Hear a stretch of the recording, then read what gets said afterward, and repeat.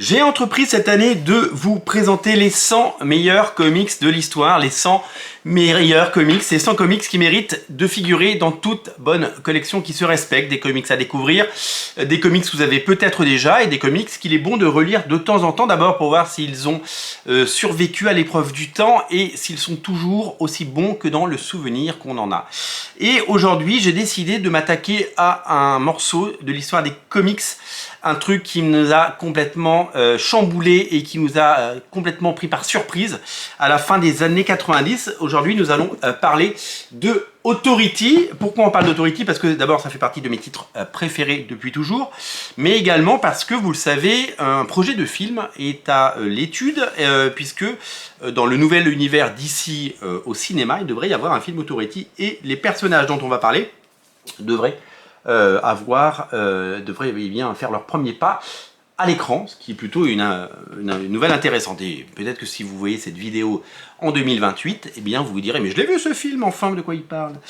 Nous allons donc parler de Authority. C'est un comics qui a changé énormément de choses. Ça a été un bouleversement et ça a été une véritable révolution, et ça a été surtout une énorme claque à la fin des années 90. Et vous savez, il y a des comics comme ça qui marquent leur époque, des comics qu'on lit et on se dit mais ça change tout. C'est des comics qui nous plaisent. On peut penser évidemment à Watchmen, on peut penser à Dark Knight, on peut bien entendu penser à Killing Joke quand on parle des années 80. On peut parler évidemment de l'avènement de Image Comics et tous ces comics qui ont tout changé. On peut parler évidemment du début des années 2000 pour Marvel avec les Ultimate Spider-Man, Ultimate X-Men, tous ces comics qui ont révolutionné le genre et qui nous ont apporté des choses formidables. Et Authority a été un vrai pas vers l'ère moderne des comics, et Authority a permis énormément de choses, a fait éclore des talents et a rendu possible des comics à la fois comme New X-Men, mais aussi des choses incroyables comme les Ultimates qu'on a découvert quelques années plus tard. Les comics sont passés à l'âge adulte sans que ce soit quelque chose de sombre, de dark, de comics indépendants. Non, on a changé de ton, et les super-héros ont pris une autre dimension dans cette série, et on va en parler. Mais d'abord, on va revenir un peu sur la genèse de cette série, puisque avant Authority, il y a eu une série qui s'appelait Stormwatch. Stormwatch qui a été réédité en 2 tomes en version française. Pas tous les épisodes, on va en parler. Les épisodes de Warren Ellis ont été réédités et ont fait l'objet d'albums qui s'appellent Authority, les années Stormwatch. Stormwatch, c'est quoi? C'est un comics né au début des années 90. C'est un comics né au début des années 90 qui avait tous les défauts et toutes les qualités de ces comics. Nous sommes à l'avènement d'Image Comics. Jim Lee crée son studio, Homage Studio, qui deviendra Wildstorm, avec ses 2 séries phares, Wildcats que vous connaissez, et la seconde qui s'appelait Stormwatch, dessinée par un jeune dessinateur que personne ne connaissait à l'époque, couverture de Jim Lee, puisque c'était un dessinateur qui s'appelait Scott Clark, qui depuis malheureusement nous a quittés.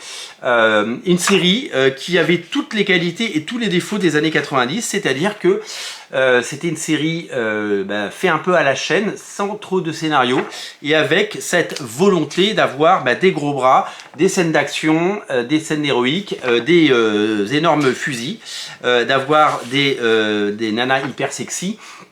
Et donc c'est vrai que le fond n'était pas souvent très privilégié, et c'était souvent une caricature de ce qu'on pouvait en penser. Et c'est surtout que là où Jim Lee nous proposait habituellement un niveau de qualité sur ces séries, en faisant naître des talents comme Travis Charest, etc., et bien sur cette série Stormwatch, on aurait pu la mettre dans le panier des séries de Rob Liefeld, des séries Brigade et Youngblood Strike 5, et toutes ces séries sorties dans les années 90. Et c'est vrai que c'était des séries, même s'il y avait un petit côté excitant et un côté impressionnant parce que les images qu'on voyait étaient parfaites, eh bien c'était une coquille bien vide avec des personnages un peu trop stéréotypés et un peu de paresse dans les dialogues. À noter qu'il y a eu un épisode 0 qui a été publié quelques années après la sortie du numéro 1, avec 2 dessinateurs incroyables, Brett Booth, et ouais, déjà à l'époque, et reconnaîtrez-vous ces pages, J. Scott Campbell. C'est très drôle parce qu'à l'époque C'était un de ses premiers comics et il signait pas J. Scott Campbell, il signait Jeffrey Scott. Et comme l'autre artiste de la série principale s'appelait Scott Clark, eh bien on lui a dit non, tu peux pas t'appeler Jeffrey Scott, tu vas t'appeler ton vrai nom, Jeffrey Scott Campbell, J. Scott Campbell, voilà tout simplement. Donc c'est très marrant de voir au début des années 90, toutes ces jeunes pousses étaient là-dessus. Donc Stormwatch est une série qui a eu un énorme succès au départ, mais il manquait un fond, il manquait des scénarios, il manquait des scénaristes, il manquait beaucoup de choses, et ça en faisait, je vous le dis, une copie un peu lointaine d'une série produite par le studio de Rob Liefeld, et c'était pas forcément la meilleure série. D'ailleurs c'est une série qui a été très peu publiée en France. Au milieu des années 90, on arrive à l'épisode 36, Jim Lee dit il faut reprendre la main sur cette série, sur ces personnages, et confie à Warren Ellis, qui n'était pas encore cancel, et qui était un jeune scénariste qui avait déjà travaillé sur Excalibur et sur plein d'autres titres hyper intéressants, le destin de Stormwatch. Et Stormwatch devient ça. On passe de ça à ça, donc on est toujours avec des couvertures de Jim Lee, et on est toujours sur certains personnages que vous reconnaissez là, et c'est le personnage de Fuji par exemple, eh bien il est encore là, il revient. Il y a le personnage de Winter qui est là, et qu'on voit ici avec les cheveux courts, voilà, donc on reprend certains personnages, et en fait il se passe deux choses avec Stormwatch. C'est que Warren Ellis déjà fait le ménage. Il décide dans les premiers numéros. Alors d'abord la bonne chose c'est qu'il est accompagné d'un très très bon dessinateur qui s'appelle Tom Raney et qui va vraiment relancer la série. Et à partir du numéro 37 tout change. Le ton, l'ambition de la série, et ça devient quelque chose de beaucoup plus intéressant. Ça devient une série beaucoup plus passionnante avec des personnages, et on prend le temps. Chaque histoire est une histoire courte, 22 pages par épisode, dans laquelle on apprend à découvrir les personnages, leur personnalité. Il crée 3 équipes Stormwatch, Stormwatch Red, Stormwatch Prime, des équipes. Il introduit des nouveaux personnages, des créations comme Jack Hawksmoor, comme Jenny Sparks, et il vire des personnages, il en tue également. Il fait le ménage en disant « Ouh là là, on va prendre un peu la base de ce qui existait, mais on va corriger tout ce qui n'allait pas. » Et il le fait, mais tranquillement, épisode par épisode. Hop, on va virer tel personnage. Et puis, il y a des personnages comme que le personnage principal qu'on voit sur la couverture, Bataillon, qui était un des leaders de l'équipe, qui devient, tout bêtement, il devient juste un formateur. Mais il est très frustré de cette nouvelle, de ce nouveau rôle. Et puis, on va bien le voir. Et puis, on crée le personnage également de Bendix, qui ce qu'on appelle le Weatherman, et donc ils sont dans une station spatiale, c'est financé par l'ONU. Stormwatch est une équipe qui est financée par l'ONU, et donc le Weatherman c'est un peu le chef. Alors on va découvrir qu'il n'a pas que des voilà, il a beaucoup de secrets, il a son own agenda, il a ses propres combats à mener, comme on dit, et donc on va découvrir toute la facette de ce personnage. Alors ce qui est très bien, c'est que comme à l'époque la série Stormwatch se vendait plus du tout, Warren Ellis a une liberté folle, il peut créer des nouveaux personnages, il peut en tuer, il fait ce qu'il veut, il remodèle, et petit à petit, parce qu'il reste une petite quinzaine d'épisodes, eh bien il va remodeler tranquillement l'équipe, et il va en faire un truc super intéressant qui va aller puiser dans l'histoire du passé. On sait que Warren Ellis fera un autre comics en parallèle qui s'appelle Planetary, qui sera un hommage à tous les genres du comics, de la littérature et de la fiction qu'on peut avoir. On en parlera certainement dans le cadre de ces émissions très bientôt. Mais là-dedans, il y a énormément de clins d'œil à toute l'histoire des comics, avec notamment des épisodes où on découvre une façon de dessiner très Watchmen par exemple.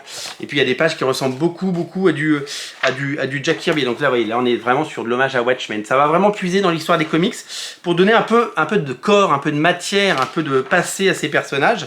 Et voilà, donc là on est clairement sur des pages qui rendent hommage à Kirby, et tout ça c'est dessiné par Tom Raney de la plus belle des façons. Donc petit à petit il introduit des personnages, petit à petit il crée des nouveaux méchants. Il crée l'île de Gamora, enfin qui existait déjà, mais avec Kaizen Gamora qui aura une importance dans Authority plus tard. Et en fait il essaye plein de choses, mais la série n'a pas une très grande dimension ni une très grande ambition. C'est juste que Warren Ellis s'amuse. Il y a un nouveau relaunch chez Wildstorm aux États-Unis. Et donc alors pour tout vous dire, ça marche tellement pas, les ventes sont tellement pas au rendez-vous que Jim Lee dessine un épisode entier, le numéro 47, et qui passe complètement inaperçu, alors que Jim Lee c'est quand même un gros vendeur de comics, c'est-à-dire que Jim Lee mouille la chemise de Stormwatch. Ensuite qu'est-ce qui se passe? Ils finissent le premier cycle de Stormwatch et puis il y a un nouveau relaunch et ils recréent un nouveau numéro 1 avec une nouvelle série, mais qui va avoir une durée de vie mais la plus courte qui soit, puisqu'elle ne durera que 11 épisodes. Tom Raney part travailler sur d'autres choses. Et c'est le dessinateur Oscar Jiménez, mais qui ne fait que 3 numéros, 4 avec le prélude. Et après, on donne un jeune dessinateur à Warren Ellis, un dessinateur qui avait pas mal travaillé chez Marvel, mais qui n'avait pas encore la carrière qu'il allait avoir devant lui. C'est Brian Hitch. Brian Hitch, il avait un style qui ressemblait énormément au départ à celui d'Alan Davis, mais c'était pas encore ça. Mais il était capable de produire 15 numéros par an et donc du coup on lui a proposé cette série. Et il a commencé à se régaler et à s'éclater sur la série et on a vu grandir cet artiste de page en page. Le Bendix, le personnage disparaît, c'est le personnage de Bataillon qui devient le Weatherman, sorte de Nick Fury avant l'heure, puisque le Nick Fury de Ultimates n'existe pas encore. Et donc la nouvelle équipe se met en place et il crée encore de nouveaux personnages, comme les personnages charismatiques qui sont des copies lointaines de Batman et Superman, Apollo et Midnighter, des personnages fabuleux. Et la série devient super cool. Et en fait, on assiste à un truc génial. On avait une série minable qui s'appelait Stormwatch. À partir du 37, ça devient bien. Le premier volume, à la fin, on dit c'est bien, il y a des trucs bien, mais c'est pas encore fabuleux. Stormwatch, volume 2, dessiné par Brian Hitch, on se dit mais ça commence à devenir super cool. Il y a plein de thématiques géniales, il y a plein de choses super, ça devient très adulte, c'est sans concession, il y a de l'action, ça devient super violent, ça devient super irrévérencieux parce que Warren Ellis, comme tous ces auteurs anglais, a un goût particulier pour la dérision, la moquerie et il s'amuse avec les personnages et ça devient chouette. Les personnages ont une vraie humanité, une vraie écriture, ça devient vraiment super chouette. Mais les ventes ne sont toujours pas au rendez-vous. Brian Hitch lève le pied. Il y a Michael Ryan qui est appelé pour dessiner. Et puis, il décide de faire un crossover avec les Wildcats et Aliens. Et ouais, dessiné par Chris Spruce. Et dans ce crossover, l'équipe est quasiment entièrement décimée. Ça se passe entre l'épisode 10 et l'épisode 11 de Stormwatch. Et après, on a l'épisode 11 qui conclut Stormwatch. Donc, ça a duré moins d'un an. Et donc, on se retrouve avec 80% de l'équipe décimée, mais des personnages créés sur le tard, comme Jack Oxmore ou Jenny Sparks, ou justement, comme vous voyez à l'image, Bataillon qui est avec dans ses nouvelles fonctions, des personnages qui vont dire mais on peut pas laisser le destin tel quel, et donc du coup on va créer une nouvelle forme d'autorité. Et donc est annoncé à la fin de Stormwatch Authority, une série à suivre. Mais les ventes étaient catastrophiques et Warren Ellis, il a dit dans des interviews, il a dit j'ai créé Authority parce que Stormwatch ne se vendait pas. Donc on arrête le nom Stormwatch et on lance Authority. Et là Warren Ellis y revient et il signe pour 12 numéros. Et on refait appel à son dessinateur fétiche, Brian Hitch. Et alors là, on est dans le blockbuster le plus incroyable. Nous sommes donc à la fin des années 90. Et là, c'est une vision tout autre des comics qui arrive avec une vision très grand spectacle, très grand public, très irrévérencieuse, avec des dialogues très drôles, punchy, des personnages sans concession qu'on n'a rien à foutre, qui défient les puissants, qui défient les dieux, qui défient les présidents et qui s'attaquent aux vrais problèmes. C'est-à-dire que oui, les super-héros, ils sont là quand il y a des Skrulls et des cris, mais où sont-ils quand il y a des dictateurs et des terroristes? Et à partir de là, on arrive sur une histoire sans concession, absolument géniale, qui va à 100 à l'heure avec des scènes d'action absolument dingues. C'est simple, c'est un blockbuster en bande dessinée et ça va complètement redéfinir l'équipe de super-héros, puisque nous sommes à la fin des années 90. La JLA, la Justice League, elle est dans les choux. C'est une série qui est quasiment illisible et qui est ennuyeuse. Les Avengers, à la fin des années 90, il n'y a pas encore eu les New Avengers de 2010, il n'y a pas encore eu les Ultimates. Les Avengers, c'est vraiment pas terrible. Et là, cette équipe va tout dynamiter et va tout simplement expliquer aux scénaristes et aux dessinateurs comment il faut faire un bon comic de super-héros. Il y a eu un avant et un après Authority, avec des idées qui fourmillent, et on se rend compte, on va recroiser énormément de choses introduites par Warren Ellis dans les épisodes d'avant. On va retrouver plein de personnages, on va retrouver plein d'actions, plein de situations, des menaces. On va lire ça à 100 à l'heure, ce qu'on appelle un page turner, c'est-à-dire qu'on a envie de savoir la suite.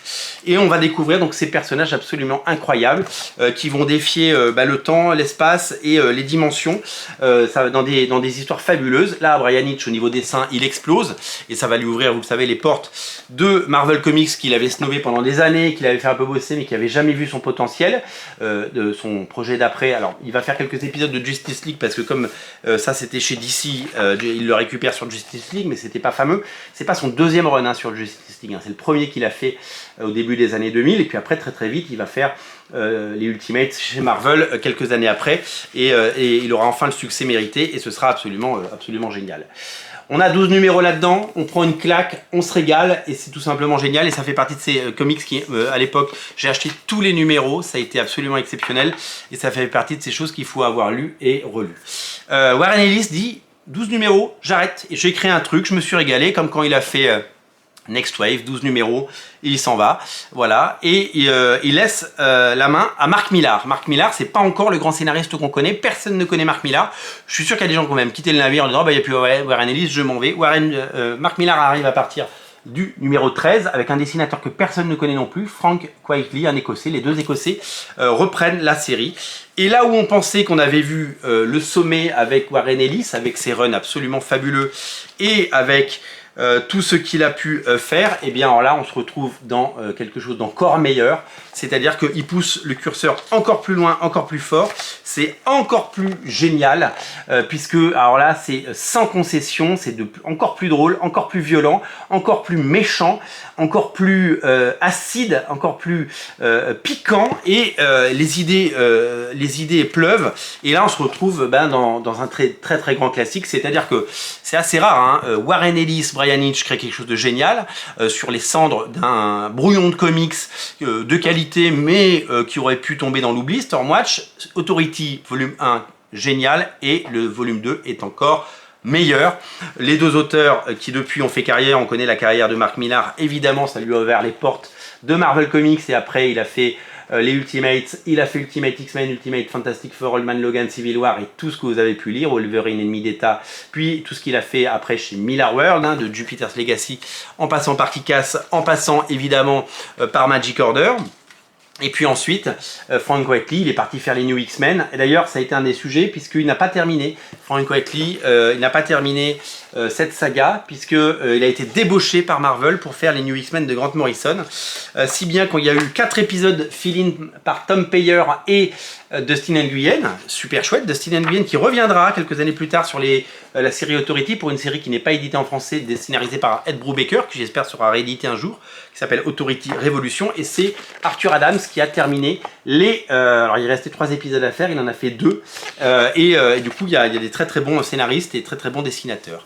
Cette série, je vous le dis, elle a vraiment marqué l'histoire des comics et elle reste 20 ans après un énorme plaisir de lecture, et je pense que c'est hyper important de redécouvrir cette série en comics, évidemment, parce que bon, le film sortira à un moment, mais on ne connaît pas sa qualité et on ne sait pas, bien entendu, quand est-ce qu'il sortira et comment, par qui il sera fait, etc. Donc ce qui est sûr, c'est que ça restera et que j'ai eu le plaisir de relire Authority à l'occasion, et donc Stormwatch, hein, j'ai relu tout Stormwatch et tout Authority, c'est pour ça que ça a pris du temps, et j'ai pris un vrai plaisir à redécouvrir, ça n'a pas vieilli, c'est toujours aussi bien, et on se rend compte en les lisant aujourd'hui à quel point ça a influencé les 20 années qui ont suivi en termes d'écriture et en termes de mise en scène. Ça a dépoussiéré les comics, ça les a rendus cool, les personnages sont vulnérables, ils ne sont pas parfaits, ça va évidemment puiser dans l'histoire des comics comme Watchmen et ces héros qui ne sont pas tout blancs, avec des héros un peu qui pètent un plomb, des héros violents, des héros qui se droguent, des héros qui ne sont pas forcément juste l'image. Sans Authority, il n'y aurait pas eu les Ultimates, il n'y aurait pas eu The Boys, il n'y aurait pas eu Jupiter's Legacy, il n'y aurait pas eu tous ces comics où il y a des héros qui pètent les plombs. On n'aurait pas connu ça, il n'y aurait pas eu Invincible, la série Invincible. Vraiment, Authority a rendu possible tout ça. Mark Millar et Warren Ellis ont rendu possible, ils ont ouvert une porte et ils ont fait des comics de qualité qui 20 ans après n'ont pas pris une ride et que je vous invite évidemment aujourd'hui à redécouvrir. Authority, c'est tout simplement génial. Alors si vous devez lire simplement une chose, lisez Authority. Si vous voulez tout lire, vous pouvez lire Storm March et Authority, mais moi le titre que je vous recommande aujourd'hui et que je mets dans la liste des 100 titres à ne pas des 100 titres à avoir dans sa collection à ne pas rater, eh bien c'est Authority. Lisez Authority, régalez-vous, c'est du bonheur, c'est tout simplement fabuleux et c'est à découvrir dans le lien dans le descriptif de la vidéo. Salut!